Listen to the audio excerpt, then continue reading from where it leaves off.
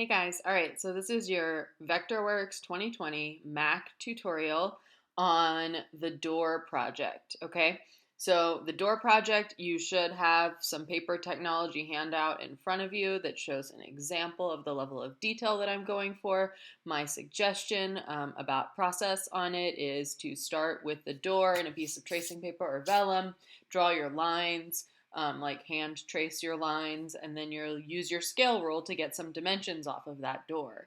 For my purposes, because I want to be able to show you measuring and then drawing, I've brought it into Vectorworks, and I'll show you how to do that as like a Door 2.0 bonus project if you move very quickly through the door. So I'm going to just be demonstrating a set of skills that are going to be useful to you on a door option. And then you can come back and work on whichever door you have chosen on your own. So the first thing I want to give you is how to draw things in scale, okay? Because you've been so far, we were just kind of going crazy on our logos. Now we want to draw things that are in a specific scale. And the way that I'm going to start out, and this is a good strategy a lot of the time, is to create a box that goes around the whole object. So I'm going to go ahead and pick up my dimension tool. You'll pick up your scale rule, because turns out hand drafting never leaves you. And I'm going to take a dimension. So I'm basically going to be drawing everything, not including the walls. So I'm doing all of the like wood frame pieces of this door. So I'm pulling this dimension off to the side, 8'2", great. And then I'm going to pull a width dimension, and I'm just zooming in and out as I draft. You notice as I point my cursor and as I zoom, it's going to pick up wherever I am and zoom into my cursor. So that can be useful. I'm zooming with my scroll wheel on my mouse. But wherever I point my cursor is where it's going to zoom to. So if I wanted to go look closer over here, I'd move my cursor over here and then zoom in. If I want to look close over there, I'd move my cursor over there and zoom in. All right, so I've pulled 2 dimensions. Fantastic. Now I can draw a rectangle that is that size. That'll be a bounding box. It's more of a construction line than an actual line for this door that I'm going to draw. So I'm going to start over here. I click one time with my rectangle tool and I pull up and to the right. And then I'm going to hit the tab key on my keyboard, and that's going to pop me into the little window with the numbers, the size of the box numbers. And I know these sizes now. This is, again, change in X and change in Y. That's what the little triangle means. It means delta. Delta in math means change. So my change in X is going to be 6 foot. 5 7/8 is awfully close to 6 inches. So we're just going to round it up because that'll be okay. Uh-oh, not 5'6". I'm just hitting tab until I get back where I was. 6'6", great. And so now it's created that vertical red line, and then my change in Y is 8'2". When I hit tab again, now those two, because I've given them specific placements, will bring up red lines, red dash lines, red guides. So now wherever I click, it doesn't matter. Those 2 dimensions are locked. So when I click, that will lock in this rectangle and draw it for me. My computer is stressing on everything right now. There we go. Now it's locking in. I think running 2020 and my screen recorder might be a little bit much for old Mac here, but we'll see what we can do. All right, so then my next move is going to be to draw the inside, right? And in this case, it's rounded on the top, which is a very specific set of skills. I'm going to draw a rectangular door just to show you an example, and then I'll come back and add that rounded top edge. So for starters, I'm just going to draw this as a rectangular door, and then we'll talk about how to do this kind of at the end of the video, because I want to give you a couple of other tips before we get that far. So let me measure my door real quick. Zoom in. Great. Zoomy, zoomy, zoom. Door. So you know you've done something right when your door is coming out 3 feet wide, because that's how big doors are. So that's great. So that point to this point, just about 3 feet, which is the correct size of a door. So that's good. And then let's take from that point up here to the top. We'll go right here on this side. So this was what I was expecting too. So 3 feet by 6 feet 8 is a standard door, a standard like exterior door. So I'm just gonna draft a standard exterior door that's 3 feet by 6 feet 8. And then I'm gonna place it inside of my door frame space, okay?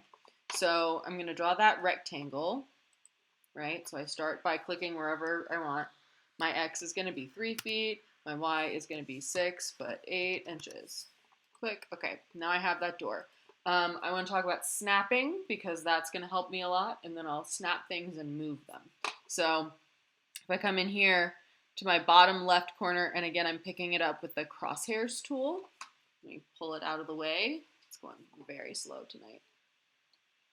Poor Vectorworks, it's having a hard time. All right, so now I snap it into the bottom left of my box by grabbing that bottom left corner and snapping it in, okay? I can also snap it from the bottom center to the center of my box, which is probably an even better location to start from. And then I'm gonna measure and see how high this step is, this threshold step, and I'm gonna pull it up that far. So let me just get a dimension on that. And I'm using constrained linear dimension, so it doesn't matter if I point in the correct, like completely aligned, wherever I do it. 6 1/4 inches, great. So now I know that dimension. I can move X key to so I can move Control M, X and Y offset. My Y offset is going to be 6 1/4 inches. So that now has placed my door in the door, like the door pane in the center of that door box, that overall door box, right? So if you're looking at the thing as a whole, makes sense. There's the door chilling in the middle, okay? The next thing I'm gonna do is figure out maybe this center panel. And I would do it the same way. I'd measure it over here, I'd place it into the corner of this door, and then move, using my move tool, Command M, up into the position where it actually would go. Let's go ahead and talk through how we would do this top arch situation, okay? There are a couple of ways to go about it. I'm gonna start by measuring the distance of that outside curve, okay? So that's that top height. The width is going to be the width that's right here. This looks a little strange because it's in the center, but it's going to get better in a minute. So now I'm going to use this height to create a rectangle that acts as a bounding box, okay? I'm going to do that by snapping into this corner. I'm going to highlight that with a red square on the other side, so that's also using it as a snap, right? So now I don't have to type in that 6 foot 6 width. It's snapped to that width. And I can do this at -1 foot 5 3/4 inches. That creates the red guide, and then I can click that in, okay? So now I've got a rectangle that'll be the framework for this arch. I'm gonna go pick up my arc tool, okay? There are a bunch of different modes, okay? So there's this mode, which is the radius mode. That creates an arc where you place the center point and then you do the sweep. That's not going to help me in this case, okay? This one right here, the 3 points, you would pick 3 points on the arc. This could work for you in this case, okay? So you would do the starting point, the point that the arc goes through, and the third point where it ends. So if I were to use that tool, I would click here, top center, and then bottom right, okay? And that would create this arc. I'm gonna turn it from solid to no fill, right? So that's one way to get there, which can work. The other thing besides turning it to no fill I could do is send it to the back. So that's one option. Another mode I like a lot is this one right here, the point on arc mode, where you would click to the left, to the right, and then pull it up to the center. So I'll do that one now. So I would click here, here, and then top center. Oop, nope, that didn't work at all. Click to set. It didn't accept that second one. There we go, right? So that's the other way that you could construct that arc. And this one is solid too, right? So it's filling in that whole center area, which is not really what I want for my life, but we'll get there eventually. So the other thing I could do would be to like send it backwards, right? Shift, what is it? Command Option B or Command B would send it all the way to the back, but then I will not be able to see it. So it's Command Option front until there she is. Okay, I'm gonna just bring this in front of that. Command F. Poor computer is just dying. Okay, so that's great because that gives me that first arc. Thanks, Vectorworks, for your saving. Okay. This is Bartenstein Door Project 2020. Great. So now I'm gonna go in and figure out this shape right here. Okay, this arch piece of molding, this curved piece of molding would be to go with a constrained linear dimension right at the center. So maybe I'll do that. So that's my first point. This is how slow this computer is feeling right now. Come on, buddy. You can do it. It's just a little linear dimension. Yeah. So that right there is about where my second point is going to be.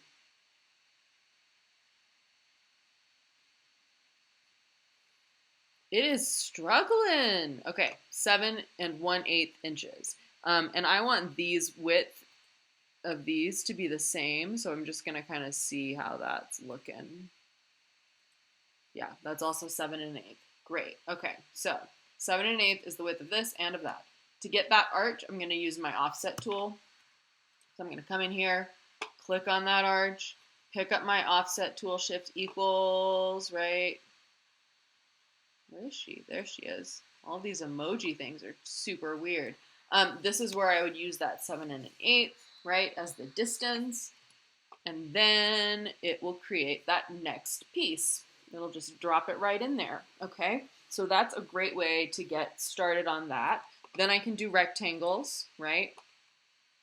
I can just click into this corner, tab 7 1/8 inches, because that's the X dimension. I don't even need the Y dimension, because I can just snap to the end of this arc, right? Or actually to the end of that arc is better. And just snap to the end of that arc, and it will draw my rectangle, okay? To do the other side, I'm gonna just mirror this baby right across that center line.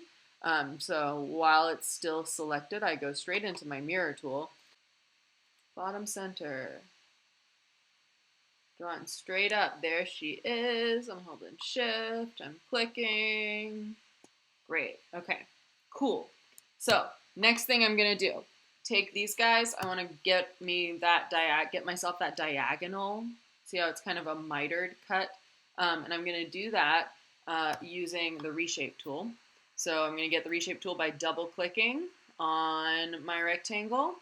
That's gonna bring this up, and then I'm gonna just stay object to object is the snap I want.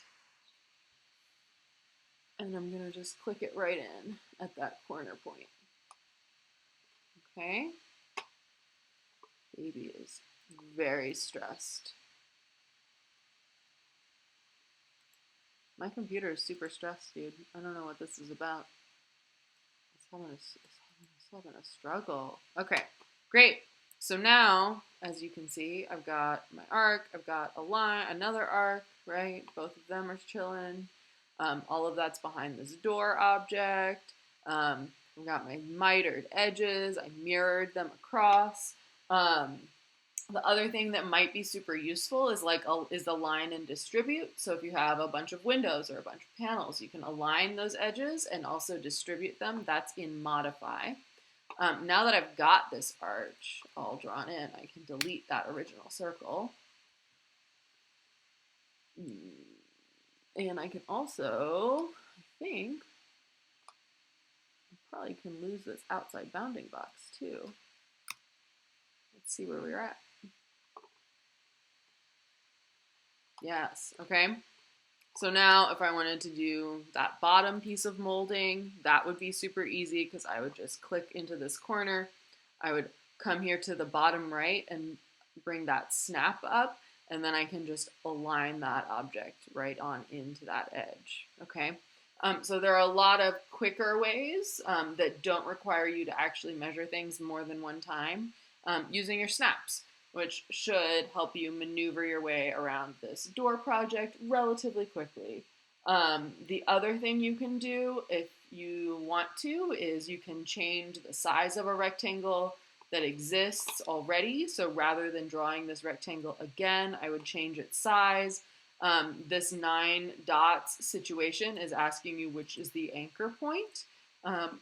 So like if I have this as my anchor point and I go and I change the height to 10 inches, it's going to do that from the center. Control Z will delete that, or Command Z. Sorry, I've been teaching in PC all day.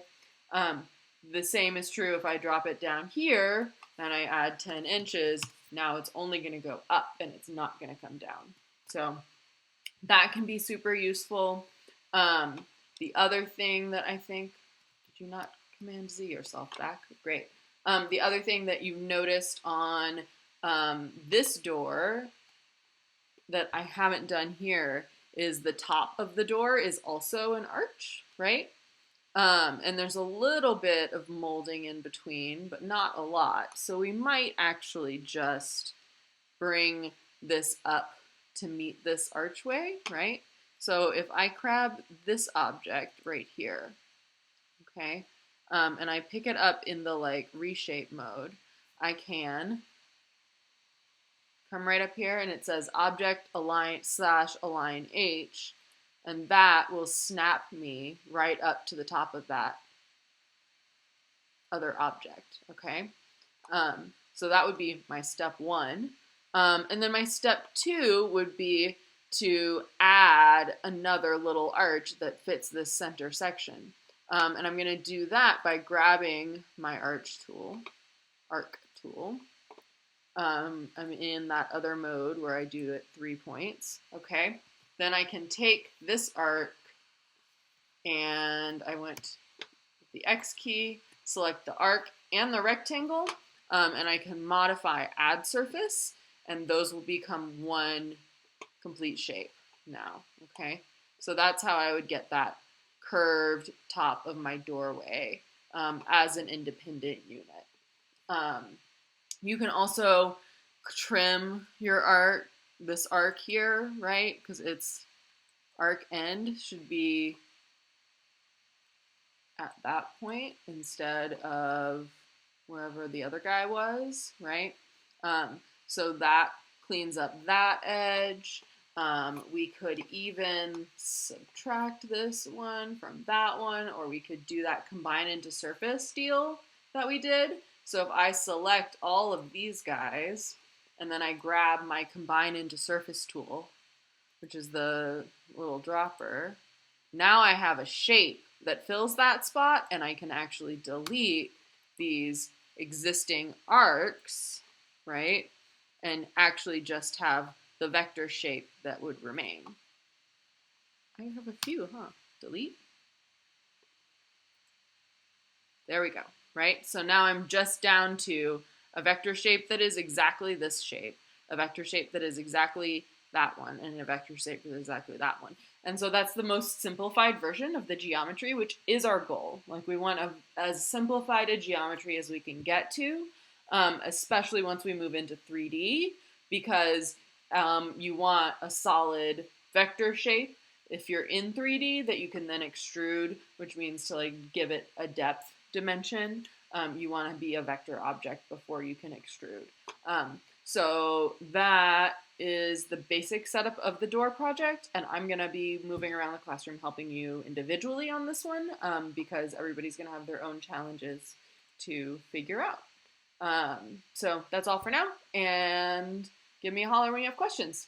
Thanks.